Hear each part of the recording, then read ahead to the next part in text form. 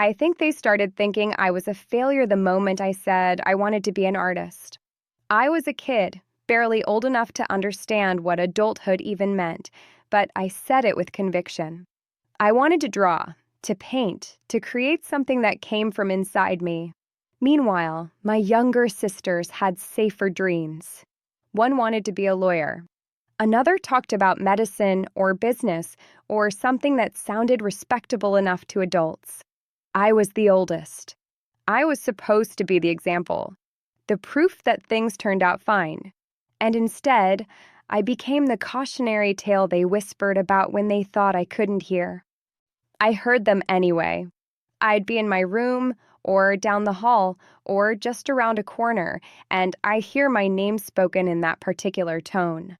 The one that's not angry, not loud, just disappointed. The tone people use when they've already decided who you are. I heard my mother talk about me like I was fragile glass, like I would shatter the moment the real world touched me. I heard relatives talk about how sad my situation was, how I just didn't have the drive my sisters did. No one ever said these things to my face. They didn't have to. When people talk about you like you're not in the room, they tell the truth. I know they hate me. Maybe hate is a strong word, but I know I disappoint them. I know I'm the one they worry about when my name comes up. I know I'm the one they lower their voices for. And the worst part is that a part of me believes them. I want to be better. I really do. I want to be someone they don't have to make excuses for. But every time I try to force myself into that version of me, something inside just shuts down. Like I'm pushing against a locked door with no handle on my side. Almost half of my childhood was spent going in and out of homelessness. It's strange how people talk about that kind of thing in hindsight, like it's a character-building exercise. Like it's a gritty backstory that explains why someone is so strong now. We lived in women's shelters. We slept in places that didn't feel like ours. We packed our lives into bags we could carry. I grew up learning how to be invisible, how to take up as little space as possible, how not to need things. People love stories about how that kind of childhood lights a fire in you, how it makes you desperate to never go back. But something went wrong with me. The fire never came. All I got was this constant, low-level sadness that never really leaves. My mom thinks I can't live on my own. She says I don't understand how the world works. What she doesn't acknowledge is that she's the one who kept me from it. She sheltered me, controlled everything, decided what I could and couldn't handle, and now she uses that against me. She says I'm naive, that I'm unprepared, that I'd fail immediately without her. And the terrifying part is that I'm almost 21, and I'm scared she might be right. Whenever I'm alone outside, my chest tightens. Simple things feel overwhelming. Making the wrong turn, saying the wrong thing, messing up something that other people seem to do effortlessly. I constantly feel like I'm about to get in trouble for existing incorrectly. I don't trust myself. I don't know how to be independent without panicking. And I hate that about myself more than I can explain. I don't want to be dependent on anyone. I don't want to be a burden. I don't want to be the person everyone has to worry about. I just don't know how to stop being that person.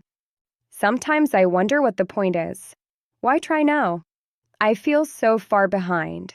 Other people my age seem to know who they are, or at least who they're pretending to be while they figure it out. They have momentum. They have motivation. They have this internal engine that keeps them moving forward.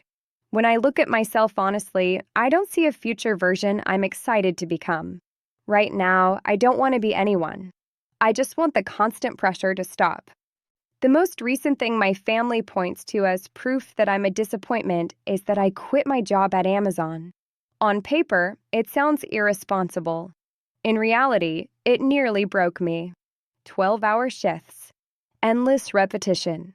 A pace that never slows down. You're not a person there, you're a unit. A replaceable part in a system that doesn't notice when you're struggling. With a brain like mine, it was unbearable. I felt myself unraveling in real time. And what I learned very quickly is that most employers do not care about your mental health. They care about output, nothing else. My mother didn't care either. When I told her I quit, she didn't ask how I was doing. She didn't ask why. She just told me I was throwing my life away. Then she told me to get out. She's said it before. It's always been a threat she uses when she's angry. But this time felt different. Or maybe I'm just too tired to keep pretending it isn't. I might actually leave. And part of me wonders if that's the push I need. If being forced out is the only way I'll ever learn how to stand on my own. I keep asking myself the same question over and over. Is the only way to succeed in life to work a job you hate?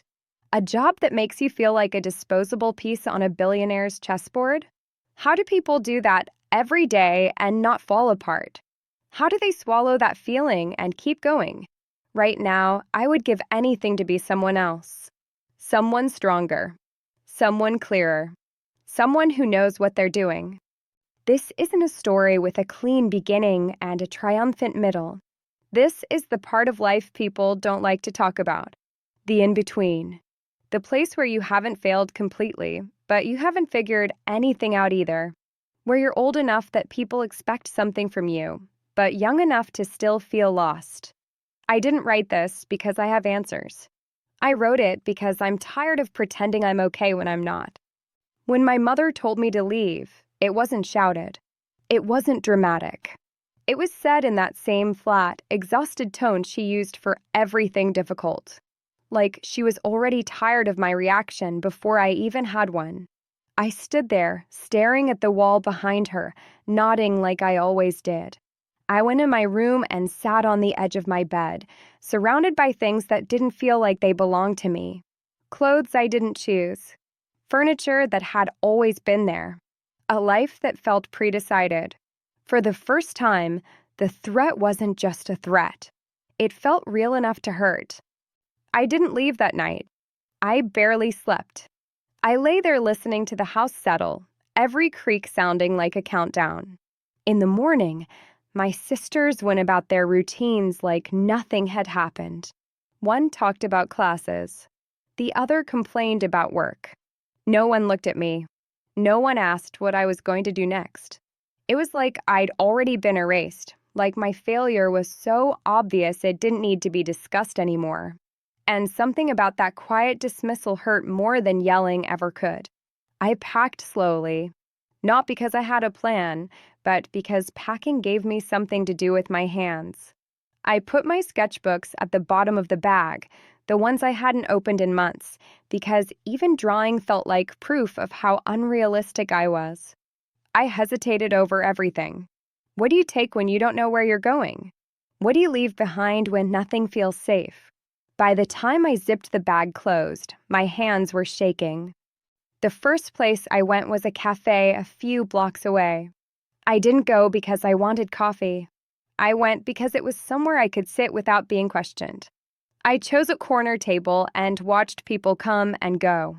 Students with backpacks. People in work clothes, already exhausted, and it wasn't even noon. Couples laughing about something trivial. Everyone looked like they knew where they were supposed to be next. I felt like I was watching life through glass. That's when it hit me. Not in a dramatic way. Just a quiet realization that settled in my chest. No one was coming to rescue me. No one was going to suddenly understand me, or apologize, or make space for me to grow at my own pace. If I stayed frozen, I would stay exactly where everyone already thought I belonged. And as terrifying as it was, that meant one thing was also true. If I moved, even badly, even slowly, it would finally be my choice. I didn't suddenly become brave.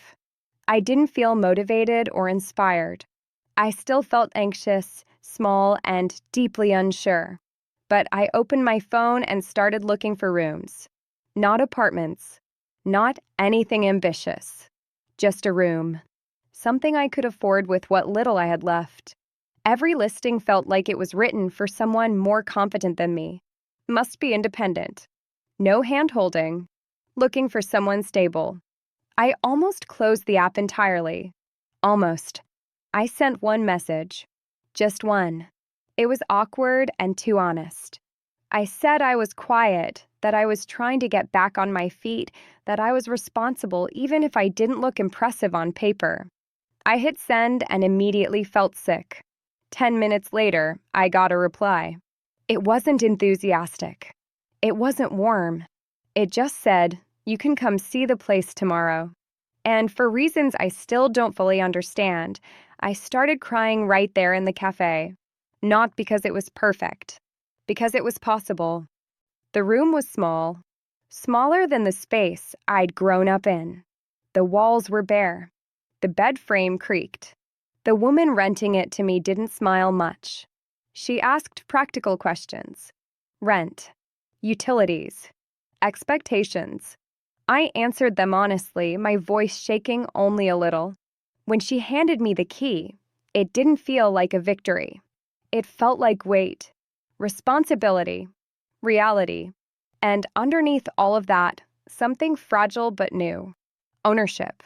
The first night alone was brutal. Silence has a way of getting loud when you're not used to it. Every mistake felt amplified. I worried I'd locked the door wrong, that I was breathing too loudly, that I didn't belong there. I sat on the floor with my back against the bed and tried to remind myself that no one was watching me fail. No one was grading this moment. I was allowed to be bad at the beginning. The days after that were messy. I applied for jobs that weren't Amazon. Shorter shifts. Smaller places. I didn't tell myself I had to love them. I just told myself I had to survive them. I forced myself to go outside alone, even when my heart raced.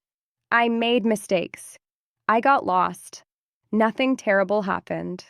And slowly, almost imperceptibly, the fear stopped being constant. It still showed up. It just didn't control everything anymore.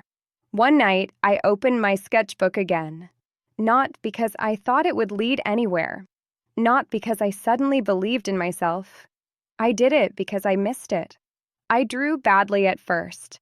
Rusty lines. Hesitant shapes. But after a while, something familiar came back. Not joy exactly. Relief. The feeling of being somewhere I wasn't being judged. Somewhere my worth wasn't measured against anyone else's expectations. I'm not successful. Not by my family's standards. Not by society's highlight reels. I don't have a dream job or a clear 5-year plan. What I have is a door that locks behind me. A space that's mine. A growing understanding that motivation doesn't come before action for people like me. It comes after. In small pieces. Earned, not discovered. I still feel sad sometimes. I still feel behind. But I no longer feel completely trapped. And for the first time, that feels like enough to keep going. I used to think freedom would feel loud, like relief crashing over me all at once, like the moment in movies where someone finally escapes and breathes for the first time. But that's not how it happened for me. Freedom came quietly. It came in the form of doing dishes in a sink that was mine, in choosing what time I went to bed, in realizing no one was going to burst into my room and tell me I was doing life wrong. There were days I barely functioned. Days when getting out of bed felt like climbing something vertical with no grip. On those days, I stopped telling myself I needed to be better. I told myself I needed to be honest. Honest about what I could handle. Honest about what I couldn't. That alone changed something. I stopped measuring my life against people who had never lived mine. My family didn't check in. When they did reach out, it was indirect. Messages about logistics. Money. Subtle guilt disguised as concern. I didn't cut them off dramatically. I just stopped explaining myself. And in that silence, I realized how much of my energy had been spent trying to convince people to see me differently. When I stopped doing that, I suddenly had room to see myself. I kept working small jobs. Nothing impressive. Nothing permanent.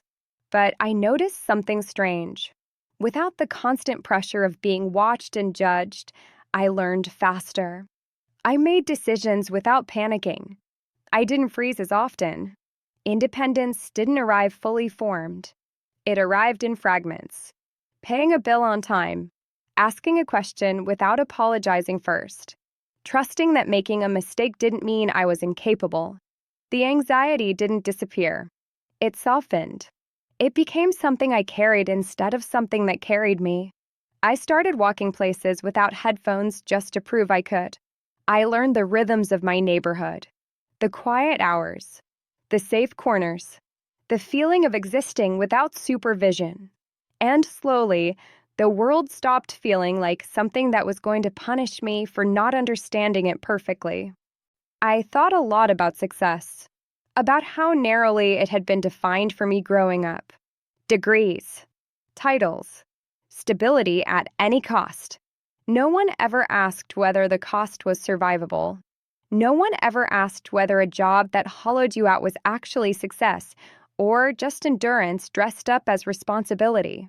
I don't think everyone hates their job, but I do think a lot of people mistake suffering for maturity. I don't hate art anymore. I don't romanticize it either. It's just something I do. Some days I draw for 10 minutes. Some days I don't draw at all. And that's okay. I stopped turning it into proof of whether or not I deserve to exist. It doesn't have to save me to be valid. Neither do I. I'm still scared of the future. I still don't know exactly who I'm becoming, but I no longer feel like being uncertain makes me broken. It just makes me human. I'm learning that motivation isn't a personality trait. It's a response to safety. When you stop living in survival mode, your brain finally has space to want things. If you're listening to this and you feel behind or ashamed or convinced that something essential is missing in you, I need you to hear this. You're not defective because you don't fit into a system that was never designed for people like you. You're not lazy because your nervous system is exhausted. And you're not weak for struggling to function in a world that measures worth by productivity alone. I don't have a perfect ending to offer you. What I have is this. I'm still here. I'm still trying. And for the first time, the life I'm building feels like it belongs to me. Not to my family. Not to my fear. Not to anyone else's expectations. Sometimes, that's what success looks like. Not winning. Not proving them wrong. Just choosing yourself quietly, again and again, until one day you realize you're no longer trapped. And that's enough.